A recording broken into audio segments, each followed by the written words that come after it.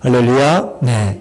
오늘도 귀한 성일 주님 앞에 나오신 여러분 위에 우리 주님의 평화와 기쁨이 충만하기를 간절히 바랍니다. 이렇게 휴가철을 맞이해서 어떤 부부가 모처럼 휴가를 떠났습니다. 근데 아주 차를 조심스럽게 운전을 하는 그런 부부였습니다. 근데 언제부턴가 뒤에서 경찰차가 좀 따라오는 것 같아요. 그래서 더 조심해서 운전을 했습니다. 근데 어느 쯤 갔는데 경찰차가 앞에 와서 손짓을 하더니 차를 세우라는 거예요. 깜짝 놀라고 긴장했습니다. 얼굴이 굳어버렸어요. 아이고, 이거 큰일 났구나. 들켰구나. 그런데 경찰이 2명이 내리더니 반가운 얼굴로 손을 흔들면서 선생님은 당첨되셨습니다. 그러는 거예요. 뭐가 당첨됐어요? 그랬더니 경찰청에서 한 달에 한 번씩 한 모범 운전자를 뽑아서 시상을 하는데 선생님이 제가 보니까 운전을 너무 모범적으로 하시더라는 거예요. 그래서 오늘 선생님 가정이 이렇게 당첨이 되셨다고 축하드린다고. 그리고 여기에 상금도 있다고 그런 거예요. 그러니까 이 운전하던 남편이 상금이 얼만데요? 그렇게 물었어요. 그랬더니 500만 원입니다. 깜짝 놀랐어요. 우리 회사 보너스보다 몇 배는 많구나. 아이고, 너무 좋아하는 거예요. 그랬더니 경찰이 또 안 물으면 괜찮은데 한마디 더 물었어요. 선생님 500만 원 가지고 뭐에 쓰실 거예요? 그랬더니 이 운전하던 남편이 하는 말이 뭐에 쓰긴 뭐에 써요? 당장 운전면허부터 따야죠. 그러더라는 거예요. 운전면허부터. 그랬더니 옆에 있던 부인이 당황해가지고 아이고 경찰 아저씨 이 사람 말 다 믿지 마세요. 이 사람은요 술만 한잔 하면 꼭 이렇게 헛소리를 해요. 그러는 거예요. 이 사람은 뭐예요? 운전에다가 무면허 운전이야. 그러니까 얼마나 조심스럽게 몰았겠어. 그렇죠? 여러분, 외모로 보기에는 모범 운전자 같은데 내면적으로는 그렇지 못하다는 거예요. 하나님은 우리의 외모를 보시지 않고 뭘 보셔요? 중심을 보시는 겁니다. 우리의 속 사람을 보는 거예요. 외형적으로는 훌륭해 보이는데 우리의 속 중심이 그렇지 않다면 안 되죠. 하나님은 우리의 속 중심, 믿음을 보신다는 겁니다. 우리는 하나님 앞에서 얼마나 우리의 속 사람을 강건하게 믿음으로 살고 있느냐 하는 겁니다.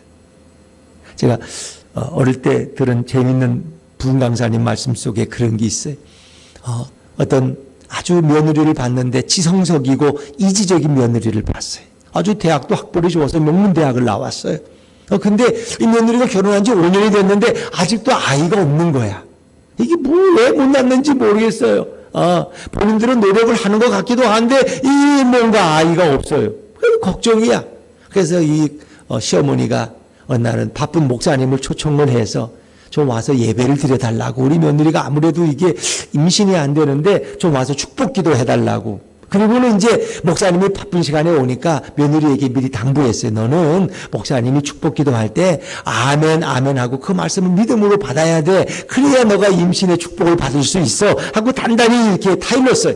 아니 정말 목사님이 오셔서 예배를 인도하고 이제 찬송을 부르고 기도를 하시는데 아니 며느리가 너무 지성적이고 합리적인 사람이라서 아멘을 안 하는 거야. 왜? 그게 습관이 안 되기도 하고 또 이렇게 목사님이 축복 기도한다고 임신이 되나? 이게 믿어지지가 않는 거야. 그러니까 아멘을 안 해. 그러니까 이제 시어머니가 몸이 다른 거야. 옆에다 몸을 쿡쿡 찌르면서 좀 아멘 하라고 해도 이 며느리가 말을 안 들어. 너무 목사님한테 죄송하고 미안해가지고 그만 시어머니가 아멘을 하기 시작했어. 하나님 이 가정에 생명의 역사를 열어주옵소서. 아멘. 우리 가정의 대문을 열어줄 줄로 믿습니다. 아멘. 시어머니가 대신 아멘을 크게 했어요. 너무 미안해가지고. 그런데 놀랍게도 목사님은 예배를 끝나고 돌아가셨는데 석 달 후에 누가 임신이 됐느냐?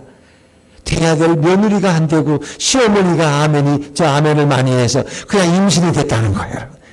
자, 이건 제가 보기에도 우스갯소리처럼 들릴지 또 실제 이야기인지 그건 분간하게 확인을 못해서 모르겠어요.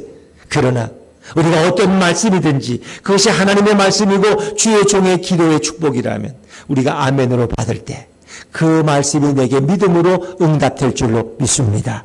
믿음이라는 것은 너무나 중요하다는 것이. 결국 인생의 문제는 무슨 문제냐? 믿음의 문제라는 거예요. 인생의 문제는 경제적인 문제가 아니야. 돈의 문제가 아니야. 건강의 문제가 아니야. 결국은 믿음의 문제라는 거예요. 인생의 문제는 내가 하나님 말씀을 전적으로 믿고 신뢰하며 따라가고 있느냐 하는 것입니다. 왜냐하면 믿음으로 살아가는 성도들을 하나님은 축복하시기 때문에 믿음은 바라는 것들의 실상이요 보지 못하는 것들의 증거니라. 할 수 있거든요. 무슨 말이냐. 믿는 자에게는 눈치 못할 일이 없느니라. 사람으로는 할 수 없을 때 여호와께로서는 모든 것을 다 할 수 있느니라. 믿음의 문제라는 거예요.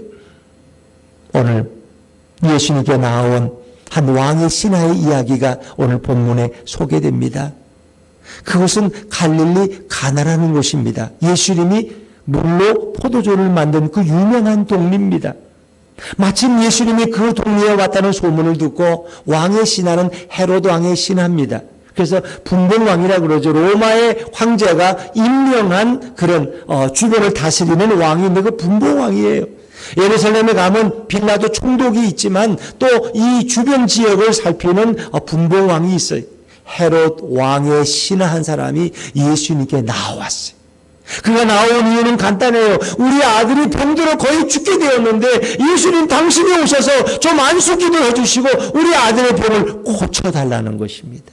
아주 갈급한 문제를 가지고 그런 예수님께 왔어요. 우리 46절 말씀 한 번 더 읽어볼까요? 46절입니다. 시작.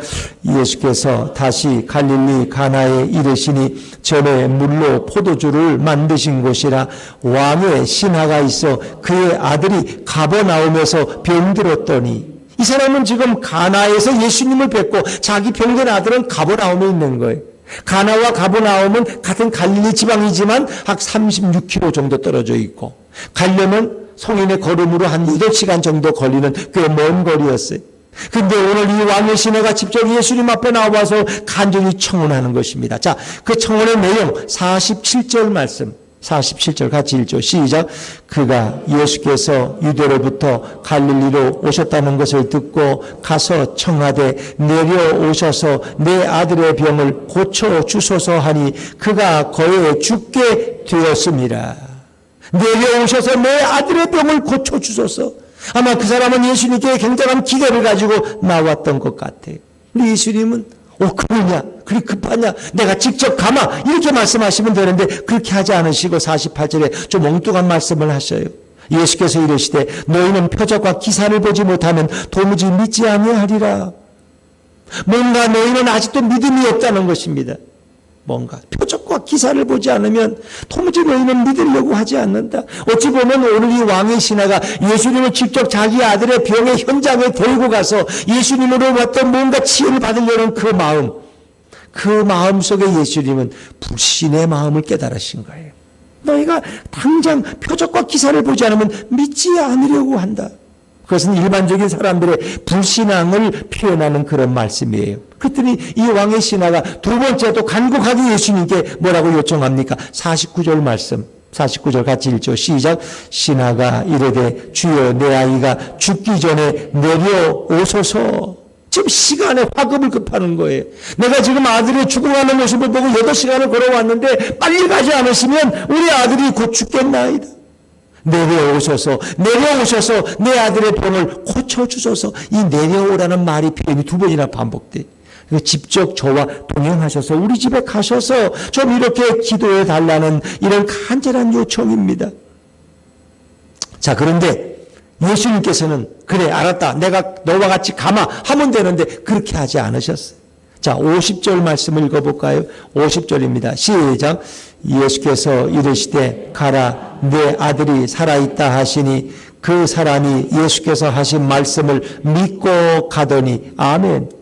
이 사람은 좀 예수님을 모시고 가면 좋겠는데 예수님은 절대 같이 안 가겠다는 거예요. 가라 내 아들이 살아있다. 너 혼자 가라는 거예요. 너 아들 죽지 않을 것이다. 너 아들 살아날 것이다.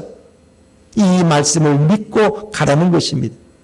자, 여러분 오늘 이 왕의 신하는 자신이 웬만한 일은 자기 종들이나 부하를 보내지만 자신이 직접 온 것은 예수님을 친히 모시고 가기 위해서.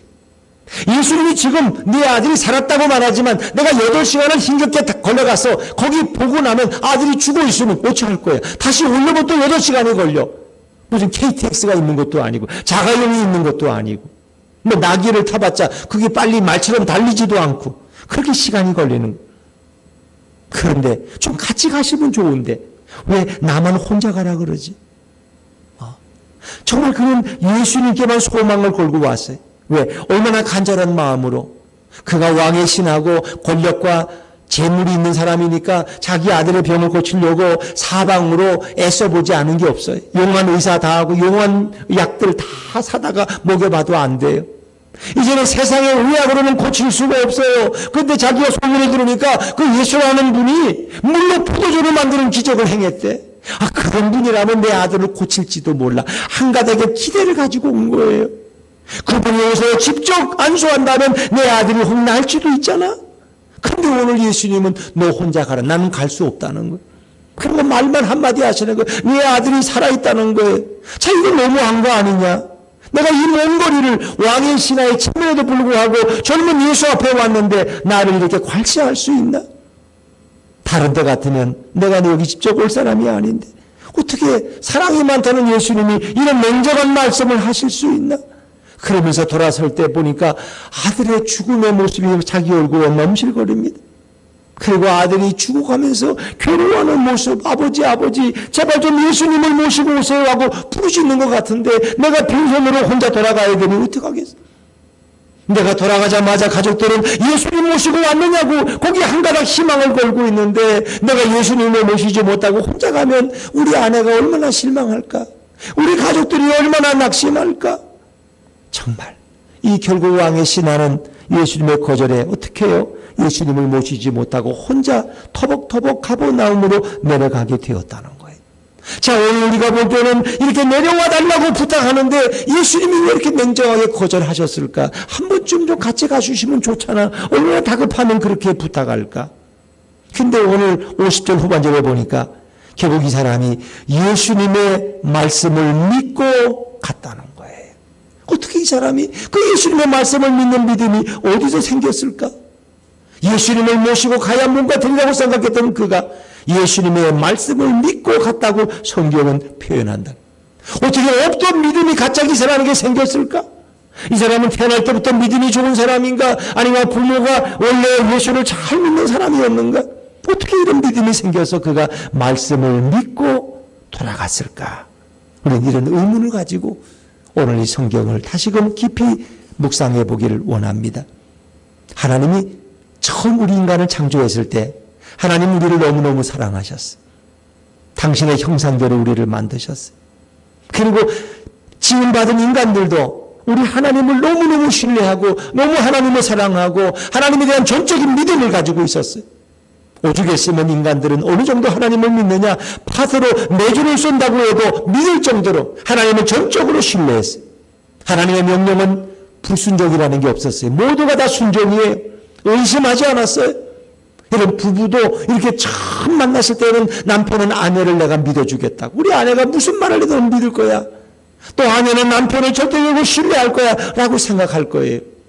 결혼하기도 전에 우리 남편이 또 거짓말 안 하나 내가 잘 살펴야지, 이런 사람은 없을 거예요. 서로가 사랑하기 때문에 전적으로 믿고 신뢰하는 거예요. 그래서 살다 보면 조금씩 의심이라는 병이 부부 사이에 들어올 때가 있어요. 엉뚱한 일로 오해가 생기고 그 다음부터 남편이 어디 친구 장례식이 나서 거기 가서 밤새고 온다 그러면 진짜 장례식 난 게 맞나? 한번 확인해 보고 싶은 생각도 들어요. 왜? 조금씩 의심이 꼬리를 무는 거예요.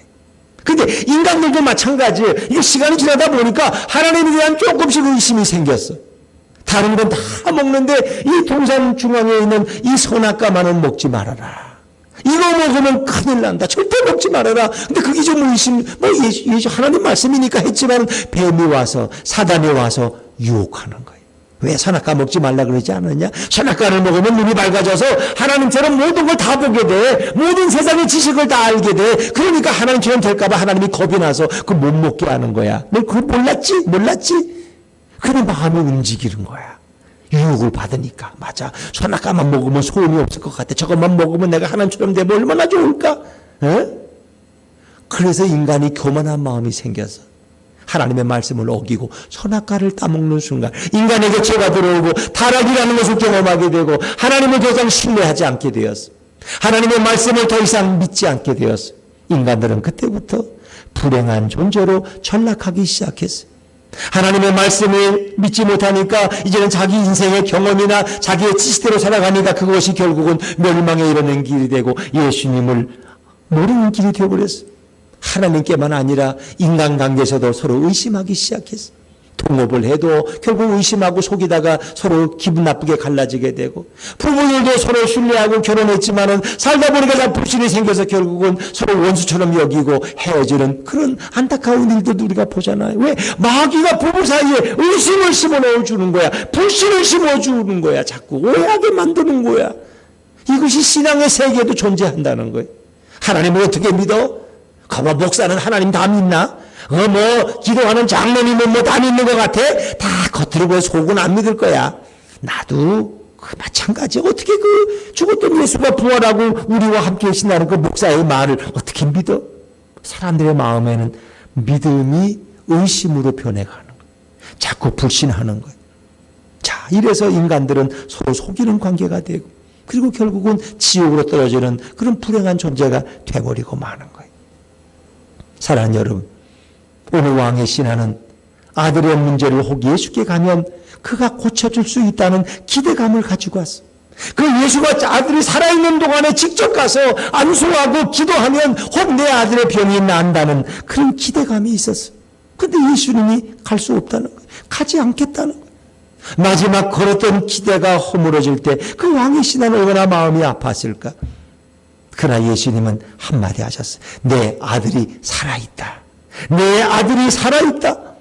그럼 어떻게 이 말씀을 믿고, 예수의 말씀을 믿고 혼자 가버나움으로 아픈 아들이 있는 그곳으로 걸어갈 수 있었을까?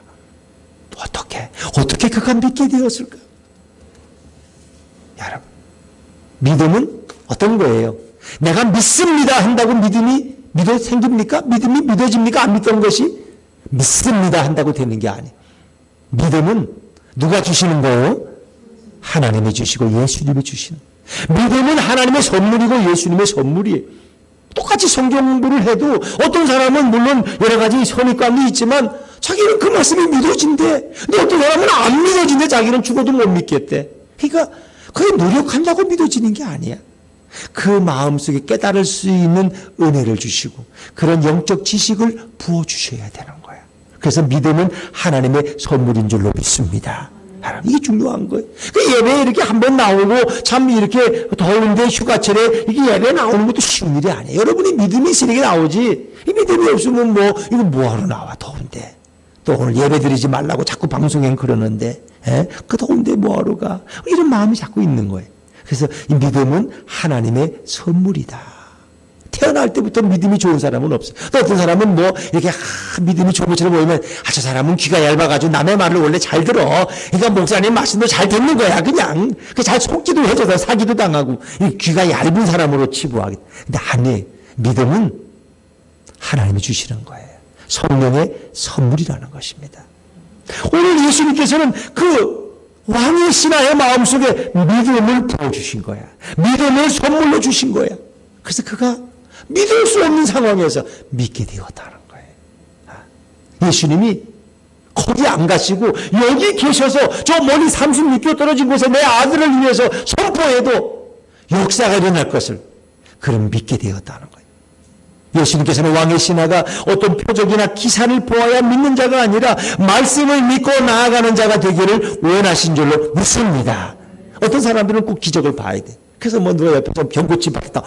정말 그래. 나도 좀 믿어야 되겠다. 그러는 거예요. 뭔가 좀, 누가 기도 받았더니 뭐가 축복을 받았다. 병이 고쳐졌다. 기적을 보았다. 이러면 좀 믿음이 생기는 것 같은데 또 한 달만 지나면 또 남의 일처럼 여기고 그럴까. 이러는 거예요. 그런 게 있어요. 그러니까 우리가 말씀이 기적에 기초한 믿음이 되면 안 돼. 그러면 흔들려요. 그 어떤 믿음이 돼야 돼? 말씀에 기초한 믿음이 되어야 될 줄로 믿습니다. 하나님의 말씀을 믿는 근거한 믿음이 돼야 돼. 우리가 하나님이 세상을 천지를 창조하셨다. 그거 누가 본 사람이 있어요? 못 봤어요. 그러나 성경이 기록된 거니까 하나님의 말씀을 믿는 거예요. 예수님이 흙으로 우리를 빚어 만드시고 그 코에 생기를 불어넣었다. 누가 봤어요? 우리는 못 봤어요. 그러나 하나님의 말씀을 신뢰하기 때문에 그 말씀을 믿는 거예요. 그러니까 말씀에 기초한 신앙이 돼야지 자꾸 기적을 따라가는 신앙이 되면 안 된다는 거예요. 기적을 따라가는 신앙. 봐라. 부부간에 기본적으로 이런 믿음과 신뢰가 돼서 혹 내 옆에 엎드려도 나는 우리 아내를 믿을 수 있고 우리 남편을 믿을 수 있고 그러는 거지. 옆에 꼭 있어서 확인을 하고 증명을 해야지 믿는 거라면 그건 아니죠. 근데 우리가 잘못된 신앙은 그럴 수 있어. 그래서 어떤 분들 제가 목회하면서 보면은 뭐 부흥회 때 어떤 은사가 있는 부흥강사님이 와서 기도를 한다. 그 뭐 10명이 기도받으러 나왔는데 정말 그 명에 한두 명쯤은 이렇게 병을 고쳤다는 간증하는 분들이 있어요. 그 자기가 이제 믿음이 사람이 되어서 이제 열심히 교회 나오고 충성을 다할게 이렇게. 근데 잘 나와 몇 달은. 근데 6개월 1년 지나면 또 자꾸 빠져. 그 왜 빠지냐고 구역장한테 물어보면은 뭐 결혼식이 있어갖고 어디 갖고 바빠서 그렇고 뭐 이번 한 달은 못 나온다 그랬고. 그 결국은 뭐야? 결국은 믿음이 식어가는 거야. 그래서 내가 아니 집사님 그분이 그때 부흥회 때 간증도 하고 자기 병 다 고쳤다고 하나님께 영광 돌린다고 했는데 왜 지금 이렇게 왜 믿음이 약해졌나 그래 물으면 목사님 글쎄요 그분이 그래요. 전에 뭐 병 고쳤을 때는 좋다고 간증하면서 자기 예수만 믿겠다고 하더니 6개월 지나더니 그 엉뚱한 말을 하더래. 구교에 와가지고 속회에 와가지고 글쎄 나는 그때 그 부흥 강사님이 안수해서 하나님이 고친 줄 알았는데 가만 생각하니까 내가 1년 전에 300만 원어치 한약을 먹었는데 그게 이제 효과가 나타나는 것 같다는 거야. 왜? 그때 한의사가 그랬대. 이 한약은 2년이 지나야 효과가 나타나고 1년에도 나타날 수 있다고 그러는 거예요. 그래서 그것 때문에 난 거지 목사님이 안수한다고 내 병이 낫겠어? 이 엉뚱한 소리를 하더라는 거야. 이게 우리의 믿음이야. 그러니까 기적을 따라 사는 건 이렇게 되는 거예요. 그러나 하나님의 말씀을 따라 살 때 우리는 흔들림이 없는 줄로 믿습니다. 예수님은 바로 이 왕의 신하가 기적을 보고 따라가는 신앙이 아니라 예수님의 말씀, 하나님의 말씀을 믿는 신앙이 되기를 원하시는 거예요. 이게 중요한 거예요. 그렇습니다. 우리의 신앙은 예수님의 말씀에 근거한 그 말씀을 믿고 따라가는 신앙이 되어야 할 줄로 믿습니다. 때로 우리가 신앙생활 하다 보면은 욥처럼 고난도 당할 때가 있고 손해를 볼 때도 있고 아픔을 당할 때도 있고 질병이 찾아올 때도 있어. 그래도 말씀에 근거한 신앙은 흔들리지 않아. 왜? 욥도 그런 거 내가 아니까. 다윗 같은 믿음의 사람도 이렇게 도망다니는 이런 어려움의 시간이 있었던 걸 아니까. 요셉 같은 이도 이렇게 노예로 팔려갔던 걸 내가 아니까. 말씀에 근거하면 흔들리지가 않아. 그들을 하나님이 다 다시 회복시켰거든. 믿음을 검증한 것이고 또 연단시켜서 위대하게 사용했거든. 근데 말씀이 없는 사람들은 어머? 이거 왜 이러지? 왜 내가 아프지? 아프면 안 되는데. 응? 왜 내가 이렇게 어려운 일이 오지? 이건 말씀이 거짓말인가 봐. 이게 자꾸 의심하게 된다는 거예요. 그래서 우리는 하나님의 말씀에 근거한 신앙이 되어야 된다. 예수님께서는 이 왕의 신하의 형편을 아시고 예수님이 가나에 오셨다는 소문을 그 왕의 신하가 듣고 그가 예수님께 나와서 기대를 가지고 정말 주님 앞에 와 부르짖도록 예수님이 그렇게 역사하시고 이끌어 주신 줄로 믿습니다. 그 예수님이 그 마음속에 믿음을 주신 거야. 말씀을 신뢰하는 믿음을 주신 거야. 여기서 말씀하셔도 저기 있는 내 아들에게 역사할 것을 그가 믿는 그런 신앙의 사람이 되게 하신 거예요. 여러분, 예수님은 누구십니까? 말씀으로 천지를 창조하신 하나님이십니다. 그래서 그가 없이는 어느 것 하나도 지음받은 것이 없고 모든 것이 그로부터 왔다는 거예요. 그분이 누구냐? 말씀이신 예수님이에요. 예수님은 바로 말씀의 근원이 되십니다. 말씀이 육신이 되어 우리 가운데 거하시니 독생자 영광이 있어요. 그분이 바로 인카네이션, 인간의 몸을 입고 이 땅에 화육하셔서 우리와 함께 계신 분, 그분이 바로 말씀이신 예수님이다. 그래서 예수님은 말씀으로 천지를 창조할 때 하나님과 동역하셨다는 거예요. 예수님은 하나님과 동등한 신적 권세와 말씀의 능력을 가지신 그런 분이, 그러기에 예수님의 말씀을 믿고 갈 때 놀라운 기적을 날마다 경험하게 될 줄로 믿습니다. 이 중요한 거예요. 그래서 예수님의 이렇게 공생의 3년 동안을 보면은 예수님은 그 말씀을 믿고 순종하는 사람들을 너무너무 기뻐하셨다. 누가복음 5장에 보면은 어떻습니까? 시몬 베드로가 밤새도록 고기를 잡았는데 한 마리도 못 잡았어요. 아침이 되어서 이제 어떡합니까? 그가 이제 그물을 정리하는데 예수님이 오셔서 야 베드로야 저 깊은 데로 가서 그물을 이렇게 고기를 잡아봐라. 그런데 베드로는 할 말이 있어. 아니 밤새도록 잡았는데 한 마리도 못 잡았는데. 그러나 주님이 말씀하시니까 베드로가 순종하잖아요. 선생님 제가 밤새도록 잡았는데 한 마리도 못 잡았습니다. 그러나 주님이 말씀하시니까 제가 또 한 번 순종해서 그물을 내리겠습니다. 그래서 그가 배를 끌고 나가서 깊은 곳에 그물을 내렸더니 고기가 너무 많이 잡혀서 혼자 끌어올릴 수가 없어서 친구를 불러 손짓해서 두 배에 가득 만선이 되었더라. 여러분, 오늘 이 말씀은 우리가 순종하면 이렇게 고기가 많이 잡히듯이 만선의 복을 받아 그 얘기를 하려는 것이 아니라 그보다 더 중요한 게 있어요. 그보다 더 중요한 거. 베드로의 고백입니다. 예수님의 무릎 앞에 엎드려서 주여 저는 죄인입니다. 저를 떠나소서. 그 얘기는 예수님을 하나님으로, 예수님을 메시아로 그가 깨달았겠다. 그 사건을 통해서. 그리고 자신이 죄인임을 알게 됐다는 거예요. 그게 더 놀라운 사실이에요. 만선의 축복보다. 그래서 예수님은 그를 불러서 제자로 부르시고 그가 즉시로 모든 것을 버리고 예수님을 따랐더라. 제자가 되었다는 얘기예요. 그러니까 말씀을 순종할 때 이런 만선의 복만이 아니라 예수님을 메시아로 고백하는 그런 영적인 복을 베드로가 받게 된 거예요. 한백부장이 마태복음 8장에 보면 예수님 앞에 나왔는데 자기 종이 지금 중풍병에 걸려 죽어가고 있다는 거예요. 너무 불쌍해서 예수님 오셔서 제 하인을 위해서 이제 예수님 여기서 좀 제 하인이 좀 낫도록 좀 도와주세요. 그 예수님이 너무 기특하잖아. 왜? 그 당시 종이나 하인들은 그 짐승처럼 여기고 병들면 갖다 버리면 끝이야. 근데 자기 하인을 위해서 로마의 백부장이 예수님께 나온 거야. 너무 기특한 신앙. 그 참 너가 훌륭하다. 내가 너희 집에 가겠다. 같이 가자. 그랬더니 백부장이 깜짝 놀라. 저희 집에 오심을 감당치 못하겠나이다. 여기서 말씀만 하시면 하인의 병이 날 줄로 믿습니다. 제 아래도 아래 사람들에서 가라고 하면 가고 오라고 하면 오는데 주님이 말씀만 하시면 집에 있는 제 하인의 병이 낫겠습니다. 예수님은 깜짝 놀라서 내 믿음이 크도다. 난 이스라엘 사람 중에 이만한 믿음을 본 적이 없다. 그러면서 예수님이 뭐라고 그랬어요? 가라 내 믿음대로 될지어다. 그 즉시 하인이 나으니라. 할렐루야. 그랬습니다. 믿음대로 될지어다. 가라 내 믿음대로 될지어다. 오늘 왕의 신하는 예수님의 말씀을 믿고 가더니 결국 뭐예요? 가다 보니까 자기 하인이 헐레벌떡 뛰어와. 이거 너 어쩐 일로 왔냐? 아들이 죽었냐? 아니에요. 살아났어요. 언제? 어제 7시에. 유대 시간에 7시는 우리 시간으로 하면 오후 1시야. 오후 1시. 1시에 고침받았습니다. 어제. 근데 어제래. 그 하루가 지났나? 여러분 이걸 생각해야 돼. 유대의 시간법은 어떻게 해요? 저녁부터 그 다음날 저녁까지가 하루야. 그러니까 오늘 오후 1시 예수님 만나서 가는 예수님이 다 나았다고 했는데 이제 돌아오는 길에 저녁 해가 끝났어. 그럼 하루가 바뀐 거야. 그리고 저녁 한 8시쯤 종을 만났어. 길에서, 외길에서.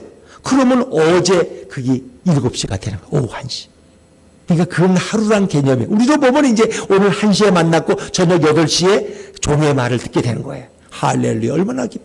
돌아가 보니까 아들이 다 낳았어. 막 그냥 밥 먹고 뛰어다니고 있어. 그냥. 온 가족이. 자기와 온 가족이 예수를 믿고 하나님께 영광을 돌렸다라는 겁니다. 할렐루야. 그렇습니다. 오늘 그 사람은 예수님의 말씀을 믿고 갔는데 그 믿는 대로 이루어진 줄로 믿습니다. 이게 믿음의 능력이야. 너희가 뭘 믿느냐? 믿는 대로 될 것이다. 믿는 대로. 예수님이 한 번은 길을 지나가는데 한 소경이 와서 자기에게 고쳐달라고 간구했어. 예수님이 뭐라 그래? 내가 너에게 뭘 해주기 원하느냐? 예, 보기를 원합니다. 예수님이 한 가지 더 물어. 내가 너의 눈을 뜨게 할 줄로 믿느냐? 그랬더니 예, 믿습니다. 그 즉시로 그의 눈이 떠서 보게 된 줄로 믿습니다. 이게 믿음이라는 거예요. 여러분은 무엇을 믿습니까? 내 믿는 대로 될 것이다. 하나님의 말씀에 근거한 이 믿음의 그 역사가 우리의 삶을 변화시킬 수 있다 하는 것입니다. 사랑하는 여러분, 믿음은 두려움을 몰아냅니다. 참 믿음은 어두움과 절망의 커튼을 펼칠 수 있습니다. 참 믿음은 내일의 소망과 내일의 새로운 변화를 바라보게 하는 것입니다. 위대한 믿음은 삶을 변화시킬 수 있고 내 삶을 바꿀 수 있습니다. 이게 바로 믿음의 역사입니다. 위대한 믿음의 선배들은 다 믿음으로 살아갔어요. 아브라함은 부름받았을 때 갈 바를 알지 못하고 하나님의 말씀을 따라 믿음으로 나아갔어요. 노아는 믿음으로 방주를 건조했어요. 그래서 노아 홍수를 준비했어요. 믿음으로 아벨은 더 나은 제사를 하나님께 드림으로 의로운 자라는 인정을 받았습니다. 이게 중요해. 우리 인간들은 에덴 동산에서 믿음을 다 상실해버렸어. 믿음을 잃어버렸어. 근데 하나님은 믿음을 잃어버린 인간들이 방황하는 걸 보고 예수님을 이 땅에 보내신 거예요. 예수님이 오셔서 우리들에게 믿음을 부어주셨어요. 하나님 말씀을 붙들고 믿음으로 살게, 믿음으로 구원받도록 예수님이 길을 열어주신 거예요. 이 하나님의 역사가 얼마나 놀랐습니까? 오늘 이 왕의 신하는 집으로 돌아가서 살아난 아들을 껴안고 얼마나 기쁨의 감격을 나눴을까. 너무너무 좋아했어. 그걸 비밀로 말할 수 없었을 거예요. 초상집이 잔치집이 되어 있었어. 그의 생에 이제 두려움이 없어요.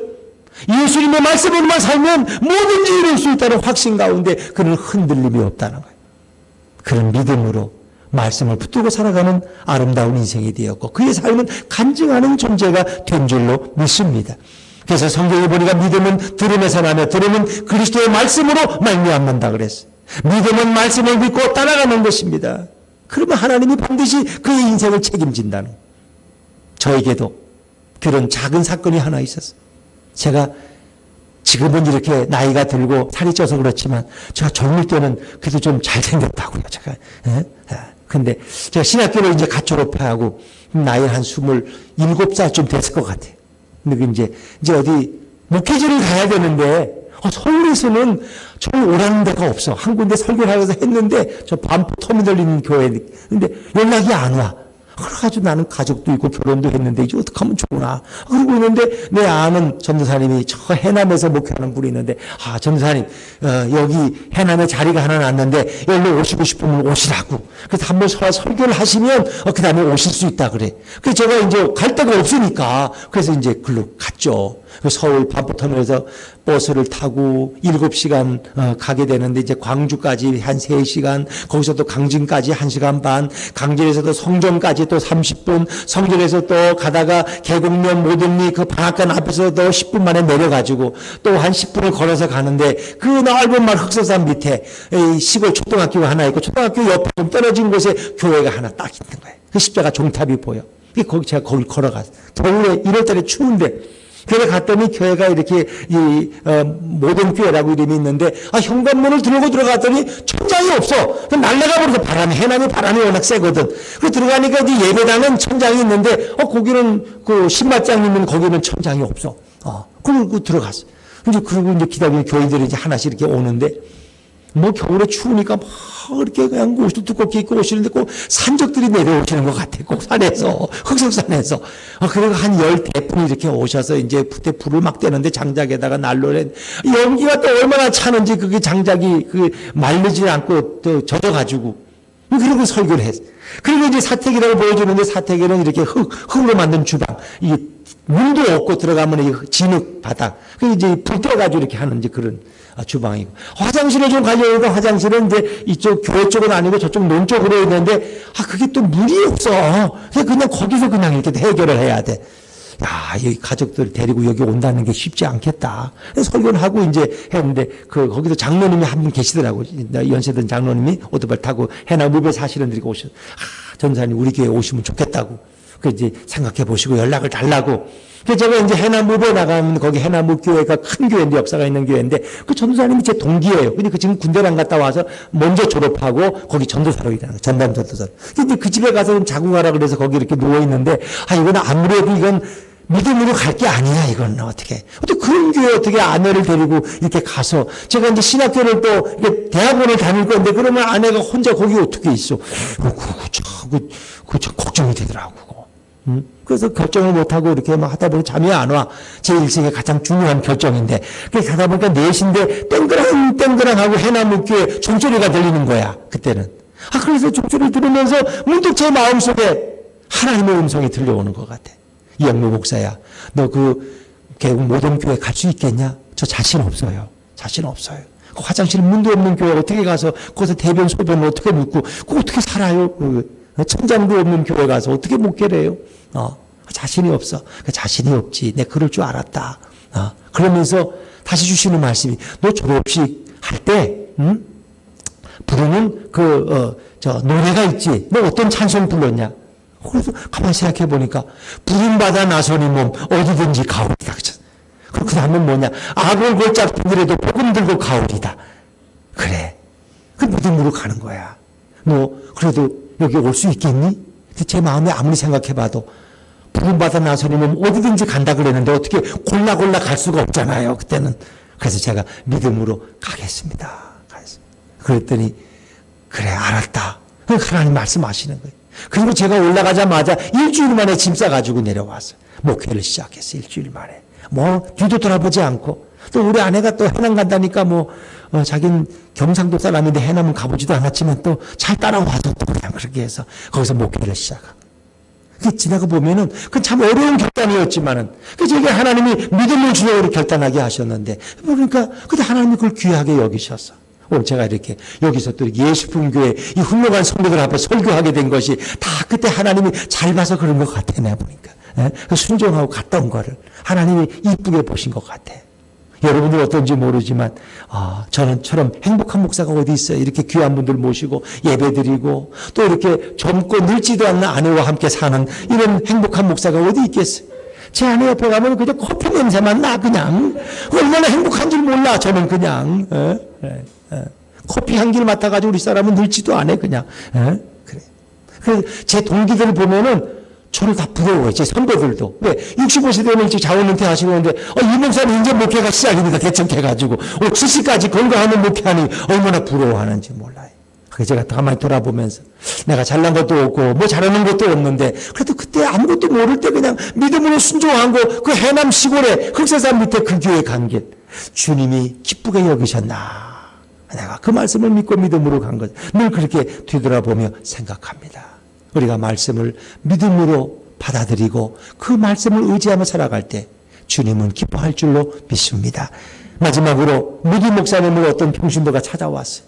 무디 목사님이 잠깐 밖에 나가셨는데 성경책을 보니까 너덜너덜해. 빨간색, 파란색으로 막 색칠을 해놨어요. 근데 자세히 보니까 어떤 말씀 앞에는 TP라고 영어 약자가 써 있어요. TP. 그래서 궁금해가지고 목사님 이게 T자가 뭐고 P자가 뭡니까? 그랬더니 꼴꼴 웃으면서 내가 하나님 말씀이 진짜인지 가짜인지 내가 실험을 해봤네. 그래야 내가 설교할 수 있지. 그러니까 T자는 트라이얼이죠. 이 실험해 본 거야. 실험해 본 거야. 내가 하나님 말씀대로 한번 살아봤어. 그러면 정말 약속대로 복이 될지. 그들이 이게 프루브, 증명된 게 프루브도 뭐예요? 그 말씀이 진짜라는 게 증명됐다는 거예요. 그래서 그는 이 TP라고, 트라이얼 앤 프루브드라고 이렇게 TP라고 약자를 적어놨다. 내가 하나님 말씀이 진짜 그런 거에서 다 내가 실천을 해봤더니 그 말씀이 다 실제로 내게 다 증명됐어.